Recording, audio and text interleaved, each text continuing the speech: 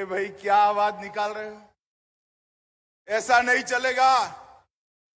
यहां से मोदी जी तक आवाज जानी चाहिए कि आज सहजानंद सरस्वती जी की स्मृति में पूरा सभागार एकत्रित आया है किसान मजदूर समागम में। मेरे साथ दोनों हाथ उठाइए, उठाइए दोनों हाथ। यहां पूर्ण बहुमत के सरकार के संकल्प का मुट्ठी बींचिए और प्रचंड आवाज से बोलिए, भारत माता की, भारत माता की, भारत माता की। मंच पर उपस्थित हमारे प्रदेश अध्यक्ष डॉक्टर संजय जायसवाल जी, कार्यक्रम के संयोजक और सांसद श्री विवेक ठाकुर जी, श्री विनोद तावड़े, हमारे राष्ट्रीय महासचिव जी, श्री गिरिराज सिंह, केंद्रीय ग्रामीण विकास मंत्री श्री नित्यानंद राय जी, केंद्रीय गृह राज्य मंत्री जी, अश्विनी चौबे जी, केंद्रीय मंत्री जी, हमारे वरिष्ठ नेता और सांसद श्री सुशील मोदी जी, श्री राजकुमार चाहर जी, श्री रविशंकर प्रसाद जी, श्री रामकृपाल यादव जी, श्री हरीश द्विवेदी जी, हमारे दोनों सदन के नेता श्रीमान विजय सिन्हा जी, श्रीमान सम्राट चौधरी जी,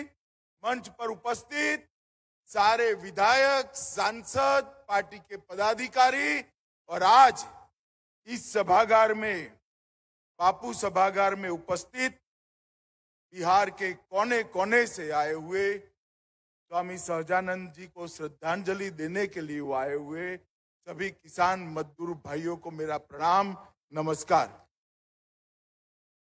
मित्रों, आज पाटलिपुत्र की ये महान भूमि पर जहां चंद्रगुप्त मौर्य और आचार्य चाणक्य ने भारत का पहला साम्राज्य बनाने का सफल प्रयास कर परिणित किया, वही जगह जहां से सम्राट चंद्रगुप्त और सम्राट समुद्रगुप्त ने अफगानिस्तान से लेकर लंका तक एक मुश्त भारत का साम्राज्य बनाया, वो मगध साम्राज्य की ऐतिहासिक राजधानी पाटलिपुत्र पर आप सभी को मैं प्रणाम करना चाहता हूं।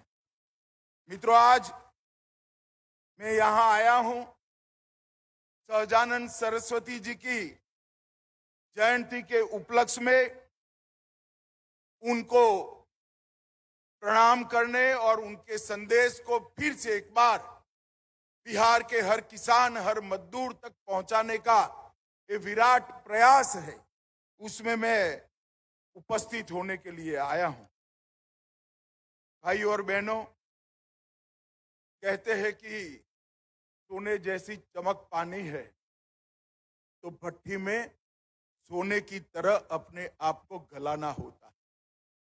अगर ये उक्ति को किसी एक जीवन से जोड़कर देखना चाहिए तो वो स्वामी सहजानंद सरस्वती जी के जीवन के लिए बनी हुई। ये सन्यासी ने अंग्रेजों के साम्राज्य के खिलाफ संघर्ष किया, छोटे छोटे किसानों के नेता ने जमींदारी प्रथा का विरोध किया, इसके साथ साथ हर मजदूरों का नेतृत्व किया और जाति, धर्म, पंथ, संप्रदाय से ऊपर होकर सारे देश के किसानों को एकत्रित करने का काम स्वामी सहजानंद सरस्वती ने किया। बिहार को अपनी कर्मभूमि बनाकर अंग्रेजों के खिलाफ स्वातंत्र संग्राम का नेतृत्व किया और गरीबों को एकत्रित कर जमींदारी के खिलाफ, चाहे स्वजाति के जमींदार हो, उनके खिलाफ भी उन्होंने बड़ा आंदोलन कर एक जागरूकता लाने का प्रयास।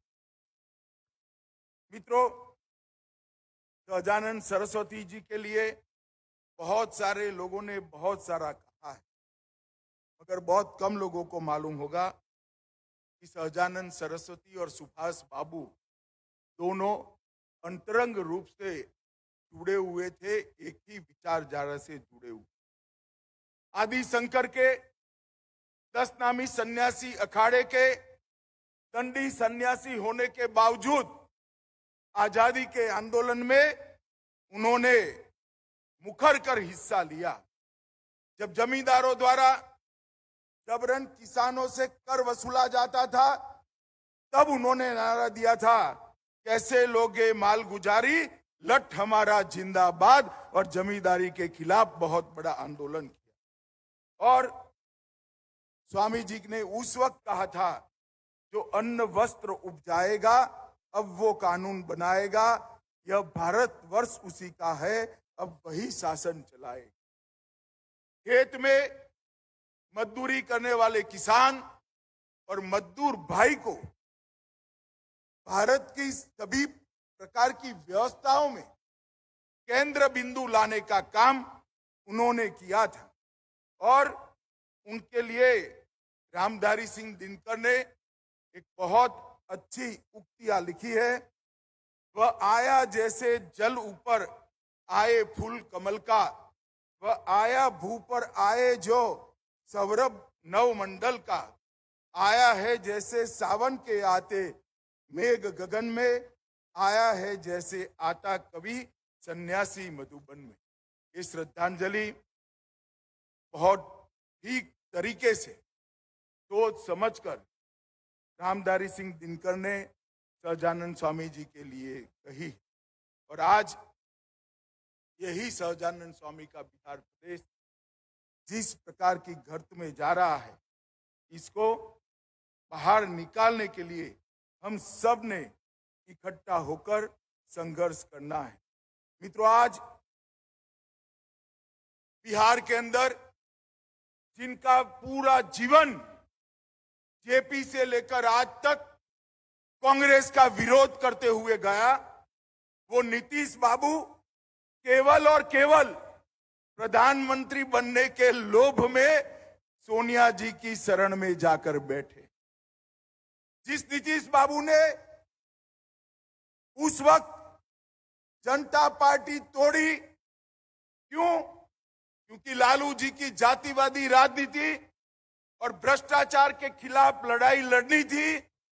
वही नीतीश बाबू आज फिर से प्रधानमंत्री के मोह में आज लालू की गोद में जाकर बैठे।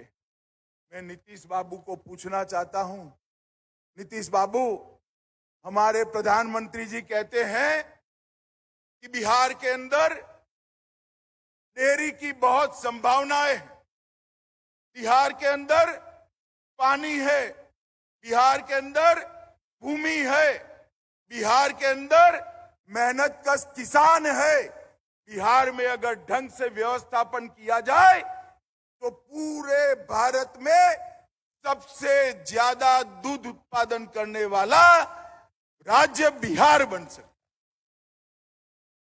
मगर आप मुझे बताइए, मोदी जी का ये विचार नीतीश जी कैसे करेंगे? क्योंकि पशु चाहिए दूध उत्पादन के लिए, और पशु रखोगे तो चारा चाहिए।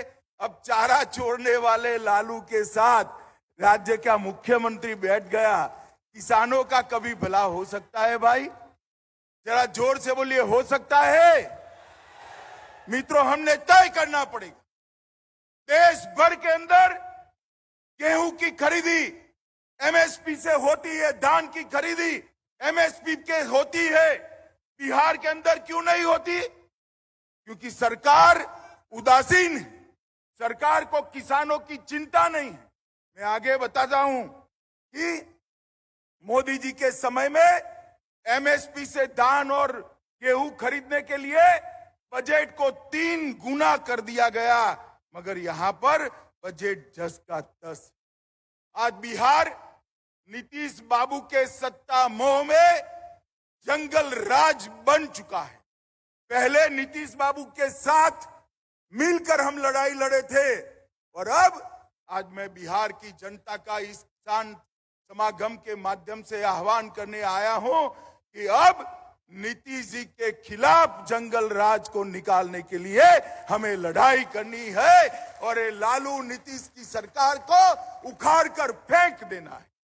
माताओं, भाइयों, बहनों, किसान भाइयों, मजदूर भाइयों, मैं आप सभी को कहना चाहता हूं, मुझे कुछ पत्रकार बताते हैं कि नीतीश जी का समझौता हुआ है कि लालू जी के बेटे को वो मुख्यमंत्री बनाए। क्यों बनाएंगे? वो तो बने हुए हैं। सीटें कम थी फिर भी भारतीय जनता पार्टी ने उनको मुख्यमंत्री बनाया, मगर उनको मुख्यमंत्री से संतोष नहीं है। हर 3 साल में उनको प्रधानमंत्री बनने का स्वप्न आता। अरे नीतीश बाबू, आपको जिसने स्वप्न दिखा दिया, उन लोगों ने आपको गलत रास्ते पे ले गए। आपको मालूम नहीं, वहां तो जगह भरी पड़ी है। देश की जनता 24 में फिर से एक बार नरेंद्र मोदी जी को प्रधानमंत्री बनाने जा रही। और अब आपने जब वादा कर ही दिया है कि लालू जी के बेटे को आप मुख्यमंत्री बनाएंगे, तो भला तिथि बता दो बिहार वाले को। भैया किसान भाइयों, बताओ, बतानी चाहिए या नहीं तिथि? जरा जोर से बोलो, बतानी चाहिए नहीं? मगर नहीं बताएंगे, क्योंकि उनको भी मालूम है कि नहीं बनना है, बाद में लालू जी के साथ भी धोखा करना है। भाइयों और बहनों, एक जमाना था जब बजट आता था, तब बजट के अंदर टैक्स में कितना रिलैक्सेशन मिला, इसी की चर्चा होती थी। मोदी जी ने आकर बजट के केंद्र बिंदु में किसान को लाने का काम किया। 2014 में मनमोहन सोनिया सरकार थी, लालू जी की सरकार थी, तब कृषि का बजट 25,000 करोड़ रुपया था। ध्यान से सुनना, 25,000 करोड़ 2014 में। कितना था? जोर से बोलो, कितना था? और इस बजट में कृषि के लिए बढ़ाकर 1,25,000 करोड़ रुपया देने का काम ये देश के प्रधानमंत्री ने। यही बताता है कि देश के प्रधानमंत्री जी ने बजट के केंद्र बिंदु में कृषि को लाकर रख दिया है। देश का हर किसान, चाहे सीमांत किसान हो, छोटा हो, बड़ा हो, हर एक के बैंक अकाउंट में 6,000 रुपया सालाना डीबीटी से सीधा पहुंच जाता है। और छोटा किसान जो किसानी करता है 2.5 एकड़ से कम, उसको किसानी का खर्चा ही 6,000 होता है, जो खुद मजदूर बनकर अपने खेत में किसानी। मोदी जी ने ऐसी व्यवस्था करी है कि उसको ऋण ही न लेना। इसके साथ साथ एग्रीकल्चर के क्षेत्र में स्टार्टअप की व्यवस्था करी है। और मोदी जी ने अब जो बारिश के आधार पर की खेती करते हैं, ऐसे किसानों के लिए श्री अन्न, मोटे अनाज की योजना भी लागू करी है। अब हमारा मोटा अनाज, चाहे बाजरा हो, चाहे ज्वार हो, चाहे मक्का हो, चाहे रागी हो, वो देश और दुनिया के बाजार में जाएगा। और जिनके पास इरिगेशन की व्यवस्था नहीं है, वो सारे किसानों की आज बहुत बड़ी आवक इससे होने वाली। माताओं, भाइयों, बहनों, भारतीय जनता पार्टी की सरकार ने सहकारिता के माध्यम से 2 लाख पंचायतों में सहकारी डेयरी बनाने का संकल्प किया है। डेयरी एक बार बनती है तो बहनों के माध्यम से ही पूरे घर का खर्चा चलता है।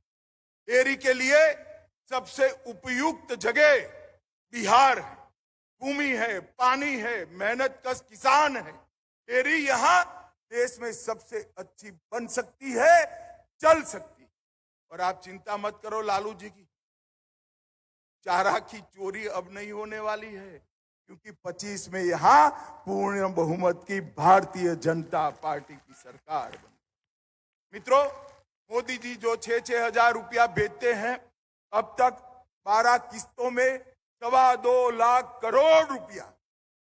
मैं फिर से एक बार अमाउंट बताना चाहूंगा, 2.25 लाख करोड़ रुपया किसानों के बैंक अकाउंट में पहुंचाने का काम नरेंद्र मोदी जी ने कर दिया है और इसके माध्यम से ढेर सारे किसानों ने अपने जीवन के अंदर एक समाज परिवर्तन को महसूस किया।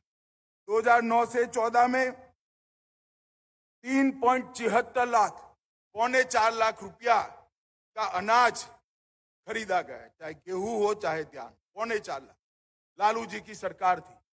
और 14 से 19 में 4.25 लाख की जगह 8 लाख करोड़ के गेहूं और धान को खरीदने का काम ये भारतीय जनता पार्टी की सरकार, मगर बिहार के किसानों को इसका फायदा नहीं होता। अब जब भारतीय जनता पार्टी की सरकार बनेगी तभी होगा। नीम कोटेड यूरिया मोदी जी लाए जिससे काला बाजारी हो।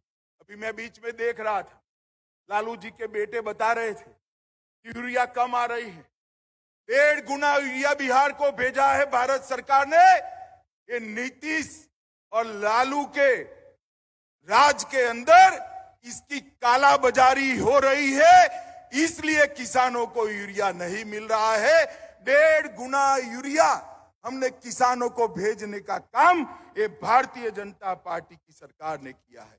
नैनो यूरिया का कारखाना भी अब झारखंड में देवधर में बन रहा है। पूरे बिहार को एक ही बोतल में यूरिया की पूरी बैग मिल जाएगी, इस प्रकार की व्यवस्था हमने की है।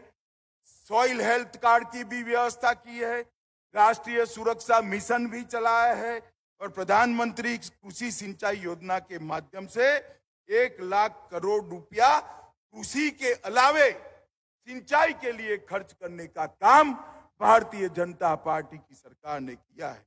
मित्रों, ढेर सारे काम बिहार के अंदर विकास के मोदी जी ने शुरू किए हैं, मगर नीतीश जी उसको रोक कर बैठे। मैं आज बिहार की जनता को इस समागम के माध्यम से अपील करने आया हूं कि एक बार आप डबल इंजन सरकार बना दी। ऊपर नरेंद्र मोदी जी है ही, नीचे भी एक बार भारतीय जनता पार्टी की सरकार बना दीजिए। बिहार को हम देश का सबसे समृद्ध राज्य बनाएं। मित्रों, सबसे पहले 24 का चुनाव आना है। एक बार नीतीश जी ने धोखा दिया है, दूसरी बार धोखा दिया। अब मैं आपको बता देता हूं, नीतीश जी आप हमें धोखा नहीं दोगे, क्योंकि अब हम आपको एनडीए के अंदर लेंगे ही नहीं, आने ही नहीं। नीतीश जी के लिए भारतीय जनता पार्टी के सारे दरवाजे बंद है। लालू की कगर पर बैठे रहिए और जब धोखा पड़ेगा तब आपको मालूम पड़ेगा कि विश्वासघात क्या होता है। मैंने तो मेरे जीवन में इतना झूठ बोलकर दल बदल करने वाला व्यक्ति ही नहीं देखा। मित्रों, इस बार लोकसभा के चुनाव में एक स्पष्ट मैसेज दीजिए। गत चुनाव में आपने मोदी जी के नेतृत्व में बहुमत दिया था, भाजपा को ज्यादा सीटें दी थी, फिर भी हमने उनको मुख्यमंत्री बनाया क्योंकि हमारा वादा था। मगर इस बार लोकसभा के चुनाव में सभी की सभी सीटें भारतीय जनता पार्टी की झोली में एक बार डाल दी। और ये नीतीश लालू कंपनी को एक मैसेज दीजिए, बिहार में अब जंगल राज नहीं आने देंगे, बिहार में कभी जंगल राज नहीं आएगा। मित्रों, आज जब मैं यहां आया हूं तब सभी किसान मजदूर भाइयों को इतना कहना चाहता हूं, स्वामी सहजानंद सरस्वती जी के जो विचार किसानों के लिए थे, मजदूरों के लिए थे, वो विचार और कोई पूरा नहीं कर सकता, केवल और केवल देश के प्रधानमंत्री नरेंद्र मोदी जी पूरा कर सकते हैं। नरेंद्र मोदी जी के हाथ मजबूत करिए और फिर से एक बार 2/3 बहुमत के साथ उनको भारत का प्रधानमंत्री बनाएं। आप बताइए किसान भाइयों, मोदी जी को फिर से प्रधानमंत्री बनाएंगे? अरे जोर से बोलिए, बनाएंगे। बिहार की सभी सीटों पर कमल खिलाएंगे। बिहार में पूर्ण बहुमत की भाजपा सरकार बनाएंगे। तो मेरे साथ दोनों हाथ उठाइए, दोनों हाथ उठाइए, पूर्ण बहुमत के संकल्प का मुट्ठी बींचिए और प्रचंड आवाज से बोलिए, भारत माता की, भारत माता की, भारत माता की, वंदे वंदे वंदे।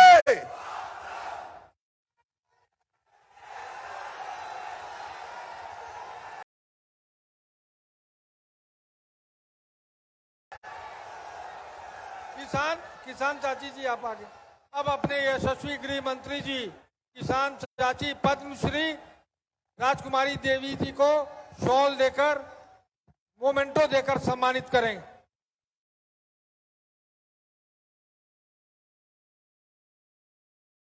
एक बार जोरदार ताली बजाएं तो तालियों की गड़गड़ाहट से हॉल गुंजायमान होना चाहिए।